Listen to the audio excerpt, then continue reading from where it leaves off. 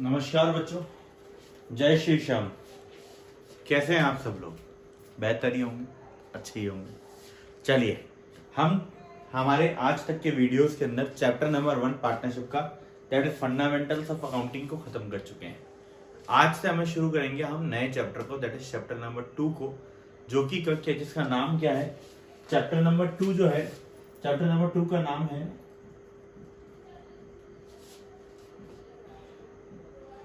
reconstitution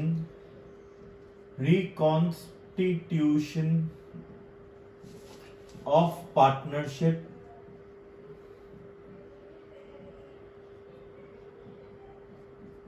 that is change in PSR, change in profit sharing ratio, that is क्या ये full form लिख देता हूं, change in profit sharing ratio. यह है हमारा chapter number 2, that is reconstitution of partnership और change in profit sharing ratio. अब ये क्या है उस चीज को ध्यान से समझना।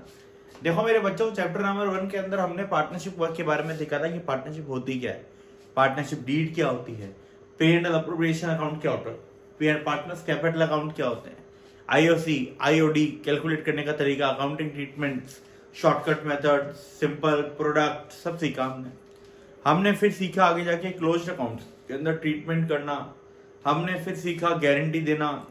ये सारे जो बेसिक कॉन्सेप्ट थे पार्टनरशिप के, वो सारे कॉन्सेप्ट हम लोगों ने सीख लिए कहाँ पे? चैप्टर नंबर 1 में। अब चैप्टर नंबर 2 से एक कड़ी चालू होगी।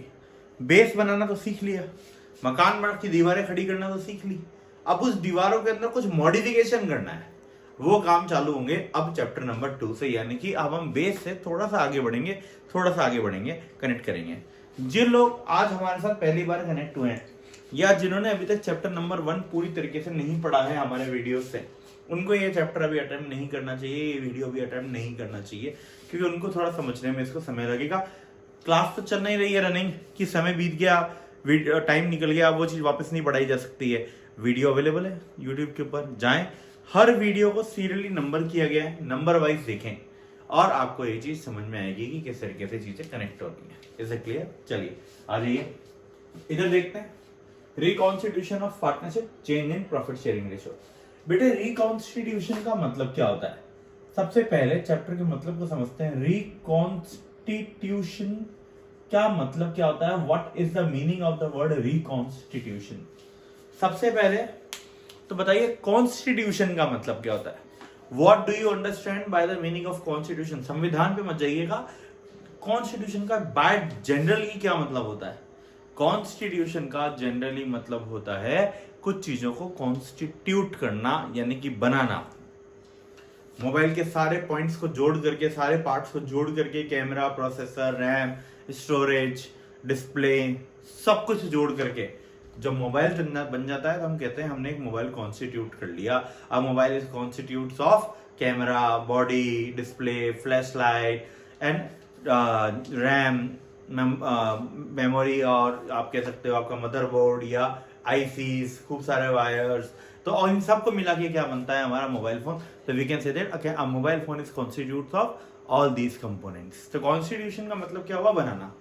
रिकॉन्स्टिट्यूशन का मतलब उस बने हुए को ही दोबारा से बनाना, उसमें कुछ चेंज करके नया बनाना, वो कहलाता है रिकॉन्स्टिट्यूशन। मैंने बोला था शुरुआत में चैप्टर नंबर 2 और उसके आगे क्या होगा? हमने जो मकान बना लिया उसके अंदर रीमॉडिफिकेशन करेंगे, वो रीमॉडिफिकेशन क्या कहलाता है? रिकॉन्स्टिट्यूशन। यानी कि रिकॉन्स्टिट्यूशन को क्या कह सकता हूं मैं? whenever there is a change in any condition of partnership deed,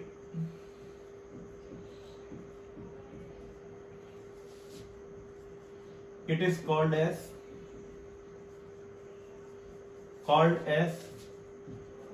reconstitution.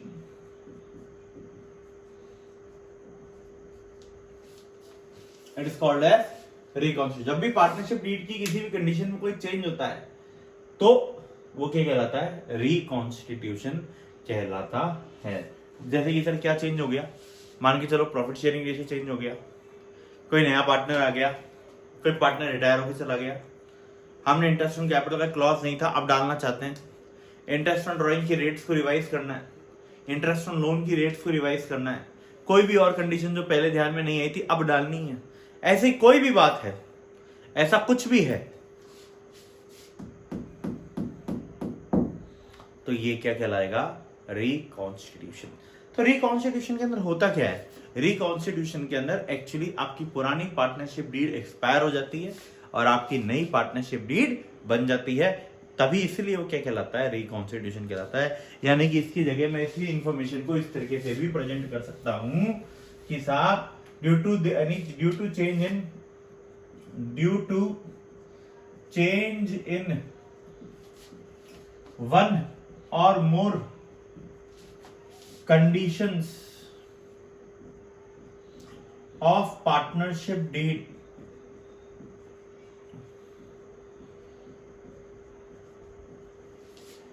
old partnership deed expires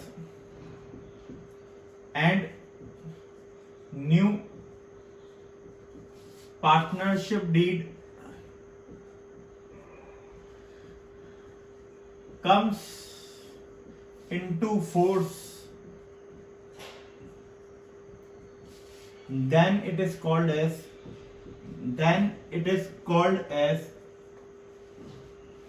reconstitution.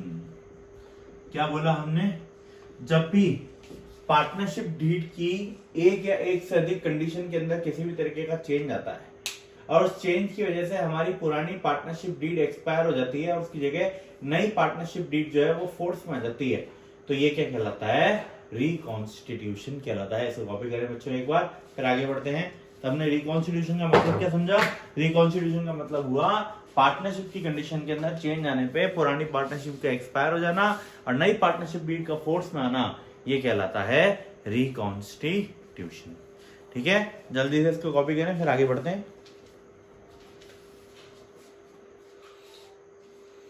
चलिए बच्चों आगे चलते हैं।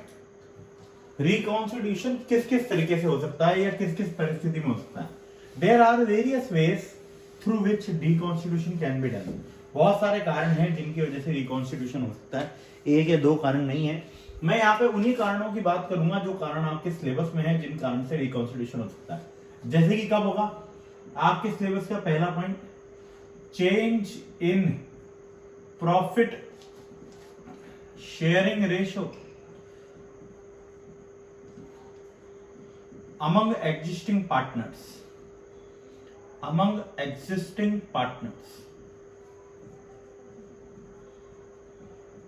एग्जिस्टिंग पार्टनर्स के बीच में प्रॉफिट शेयरिंग रेशियो चेंज हो जाता है, तब हो सकता है reconstitution. Second, admission of a new partner,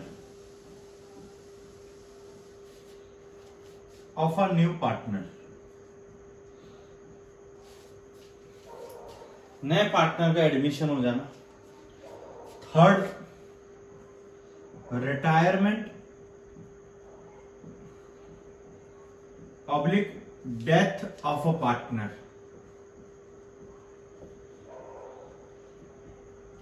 तब हो सकता है रिकॉन्स्टिट्यूशन। और अमलगमेशन में भी हो सकता है। ऐसे बहुत सारे कारण हैं, बट हमारे सिलेबस के अंदर रिकॉन्स्टिट्यूशन के 3 ही पॉइंट हमारे को पढ़ने हैं, तो हमें 3 ही पॉइंट पढ़ने हैं। पहला पॉइंट क्या है बेटा, change in profit sharing ratio, यानी कि पार्टनर्स ने चलती हुई पार्टनरशिप फर्म में अपने प्रॉफिट शेयरिंग रेशियो को बदल दिया। यानी कि पहले वो प्रॉफिट को बांटते थे, ओपीएसआर था उनका, ओपीएसआर था मान के चलो 2 पार्टनर हैं A/B, पहले बांटते थे 1:1 में, और एनपीएसआर है यानी कि नया प्रॉफिट शेयरिंग रेशियो कर दिया 2:1। तो इसकी वजह से पार्टनरशिप में बहुत सारे चेंज आएंगे और वो चेंजेस को हमें क्या करना है, उन चेंजेस की हमको अकाउंटिंग करनी है इस चैप्टर के अंदर। एडमिशन, ए और बी पार्टनर थे, इन्होंने किसको एडमिट कर लिया, सी इज एडमिटेड। अब नए पार्टनर कितने हो गए, ए, बी, सी, ये क्या है, एडमिशन। रिटायरमेंट के example A B C partner थे, ए डाइड या रिटायर्ड, अब कितने पार्टनर रह गए, बी एंड सी। तो ये क्या है, रिटायरमेंट के केस का रिकॉन्स्टिट्यूशन है। कॉपी करें बच्चों इसको।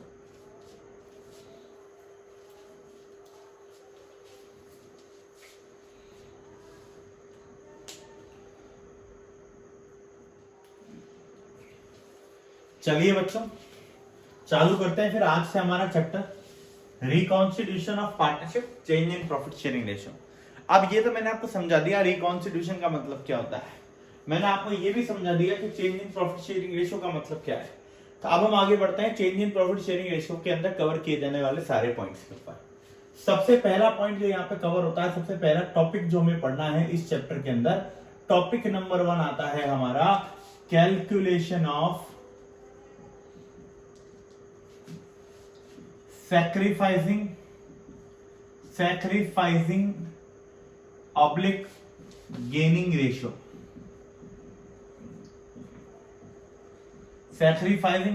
Calculation of sacrificing oblique gaining ratio. ये क्या होता है मेरे प्यारे बच्चों, सैक्रिफाइसिंग रेशियो का मतलब होता है, देखो अब मेरे को एक बात बताओ, एक एग्जांपल लेता हूं। एग्जांपल है, एग्जांपल नंबर 1, 3 पार्टनर है ए बी सी, इनका ओल्ड प्रॉफिट शेयरिंग रेशियो था 2:1:1। इन्होंने न्यू प्रॉफिट शेयरिंग रेशियो कर दिया 1:1:1 बराबर। क्या आपको क्या लगता है, जब भी प्रॉफिट शेयरिंग रेशियो चेंज होता है, जैसे इसमें चेंज हुआ, तो होता क्या है, अगर आप मेरी निगाहों से देखो तो किसी एक पार्टनर को नुकसान होता है और किसी दूसरे पार्टनर को फायदा होता है, या एक से अधिक को भी नुकसान हो सकता है या एक से अधिक को फायदा भी हो सकता है। ये होता है पार्टनरशिप के जब भी रेशियो चेंज होता है। देखते हैं इस केस के अंदर क्या हुआ होगा। पहले यहां पे मैं आपको सैक्रिफाइसिंग रेशियो वगैरह के फॉर्मूले लिखवा देता हूं बच्चों। सैक्रिफाइसिंग रेशियो का फॉर्मूला होता है, सैक्रिफाइस का मतलब कुछ नुकसान कर देना, कुछ सैक्रिफाइस करना। सैक्रिफाइस का मतलब क्या होगा कि मुझे पहले ज्यादा मिलता था, अब मुझे कम मिल रहा है, तो मैंने सैक्रिफाइस कर दिया। तो ये होता है सैक्रिफाइस करना। तो सैक्रिफाइसिंग रेशियो का फॉर्मूला क्या हो गया, सैक्रिफाइसिंग रेशियो का फॉर्मूला होता है, पहले ज्यादा मिलता था तो old profit sharing ratio minus new profit sharing ratio, old profit sharing ratio minus new profit sharing ratio. Gaining ratio, gaining मतलब जब आपको फायदा हुआ तब का गेनिंग रेशियो। गेनिंग रेशियो का फॉर्मूला क्या होगा, एनपीएसआर माइनस ओपीएसआर, यानी कि अब ज्यादा मिल रहा है, पहले कम मिलता था, तो फायदा कितने का हुआ, फायदा तो अब हुआ है ना, तो अब जो मिल रहा है वो ज्यादा मिल रहा है, तो ज्यादा में से कम घटता है, तो ज्यादा क्या है, जो अभी मिल रहा है, तो एनपीएसआर माइनस ओपीएसआर। तो ये दोनों फॉर्मूले हैं, आपको कॉपी में नोट डाउन करना। आइए इस क्वेश्चन के अंदर कैलकुलेट करते हैं हम सैक्रिफाइसिंग रेशियो। सैक्रिफाइसिंग रेशियो इस सिचुएशन के अंदर अगर निकालना चाहें और एक ही बात करें, तो एक को पहले सैक्रिफाइसिंग रेशियो का फॉर्मूला क्या था बेटा, ओपीएसआर माइनस एनपीएसआर, है ना। तो बताओ ए का फॉर्मूला क्या था, ए को पहले क्या मिलता था, ए को पहले मिलता था 2/4, अब क्या मिल रहा है 1/3, तो कितना हो गया बताओ, ये चला जाएगा 12, एलसीएम ले लिया मैंने, 4 से डिवाइड किया 3 2 6, 3 से डिवाइड किया 4, यानी कि इसने सैक्रिफाइस किया 2/12, पॉजिटिव आ गया।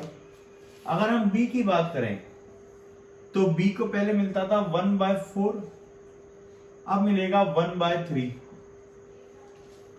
तो बी ने कितना सैक्रिफाइस किया, बी ने सैक्रिफाइस किया तो यानी क्या 12, 4 से किया 3 माइनस 4, नेगेटिव का 1/12, यानी कि इसने तो क्या किया, सैक्रिफाइस, और इसने क्या किया, गेन।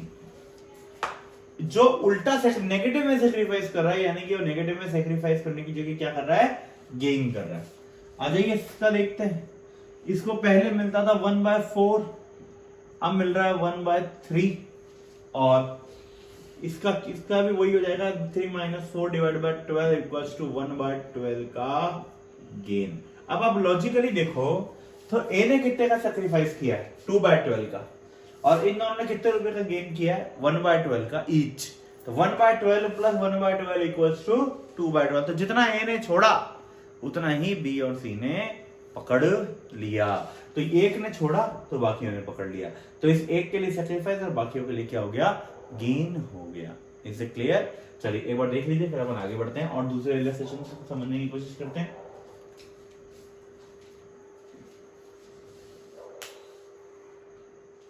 चलिए क्वेश्चन को थोड़ा चेंज करते हैं, एग्जांपल नंबर 2 को लेकर के देखते हैं क्या होता है।